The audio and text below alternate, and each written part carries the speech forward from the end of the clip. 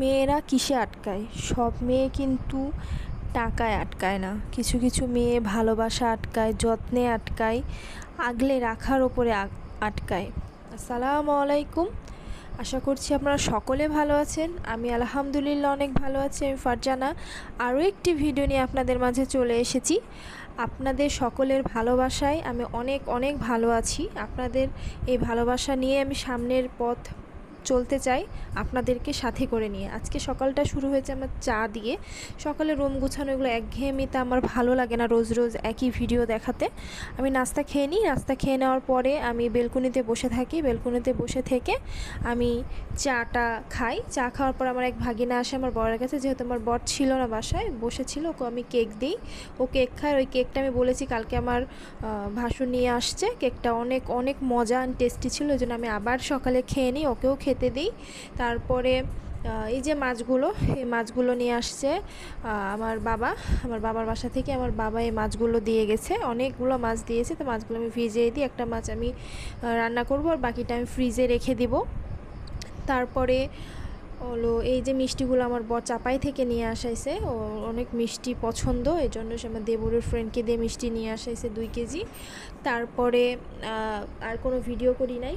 নামাজ পড়ে খাওয়া দাওয়া করে একটু রেস্ট নিয়ে আমি আর আমার বর চলে যায় আজকে কিছু কেনাকাটা করব বলে। কিন্তু কেনাকাটা তো করাই হলো না, খামোখা 1-1.5 ঘন্টা কষ্ট করা হলো। যাদের আশাইতে বাসা তারা হয়তো বা জানেন আজকে সমাবেশ ছিল। কি বলবো, রাস্তায় 1-1.5 ঘন্টা দাঁড়িয়ে থাকতে হয়েছে, খুব কষ্ট হয়েছে। বাইকে বসেছিলাম, দুইজনে খুব ক্লান্ত হয়ে গেছি, কোনো রাস্তা দিয়ে যেতে পারছিলাম না, প্রতিটা রাস্তায় অনেক ব্লক ছিল। তারপরে যাই, এই তো কিছু কেনাকাটা করব, কিন্তু মনের মতো কিছুই পাই নাই। মন খারাপ নিয়েই চলে আসতে হয়েছে, অনেক মন খারাপ হয়েছে। যেটা চাইছিলাম বা যেটা নিব ভেবেছিলাম সেটা পাই নাই, অনেক মন খারাপ নিয়েই মার্কেট থেকে চলে আসি। আসার পরেই তো মন তো ভালো করতেই হবে। মন ভালো করার জন্য বর আমাকে বললো, কি ফুচকা খাবা না কি খাওয়া বলো। তো এই যে রাস্তার ধারের এই যে ভেলপুরিটা খেয়ে নিলাম দুজনে।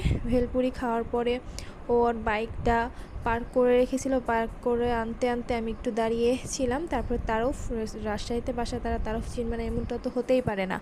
তারপরে তারফ রেস্টুরেন্টে যাওয়ার পরে সেখানে যেয়ে দেখি বসার কোনো স্পেস নাই। ওইখানে সবসময় মানুষজন থেকে ভিড় থাকে, এটা অনেকেই জানেন। আগে খুব যাওয়া হতো, মাঝখানে ভালো লাগে না যেতে। রেস্টুরেন্টে খুব বেশি ফুচকা খাওয়া হয়, এই জন্য ফুচকা খেতে যাই। যেয়ে দেখি ফাঁকা নেই, ফাঁকা হলো, বসলাম, খাবার অর্ডার করলাম। আমার বড় যে খাবার অর্ডার করছে, এই ফাঁকে আমি একটু ভিডিও করে নিলাম। যেহেতু আমরা 2টা মানুষ গেছি, ভাবছিলাম যে ফ্যামিলি নিয়ে এসে ওই জায়গাটাতে বসবো। এই তো সিঙ্গারা আসে, চা খাই, চা খেয়ে গল্পগুজব করি।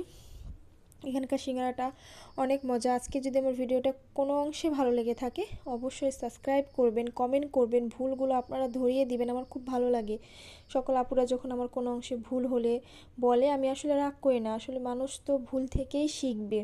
আর পুরো ভিডিওটা অবশ্যই দেখবেন। সকল বড় আপু, সব আন্টি অনেকেই আছেন, সকলকে হয়তো বা আপু বলি। আপু প্লিজ প্লিজ ভুলগুলো ধরিয়ে দিবেন, ভালোবাসবেন, ভালোবাসা দিয়ে যাবেন, এভাবেই পাশে থাকবেন। আসসালামু আলাইকুম, আল্লাহ হাফেজ। আর এই যে এইটা আমি আমার ভাতিজির জন্য নিয়ে আসছি, ও এখনই পাচ্ছে না যে নিয়ে নিবে। আজকে সে পরিধি স্কুলে ঠোঁট কেটে দিয়েছে, তার জন্য সকলে দোয়া করবেন, সেজন্য তাড়াতাড়ি সুস্থ হয়ে যায়। আমি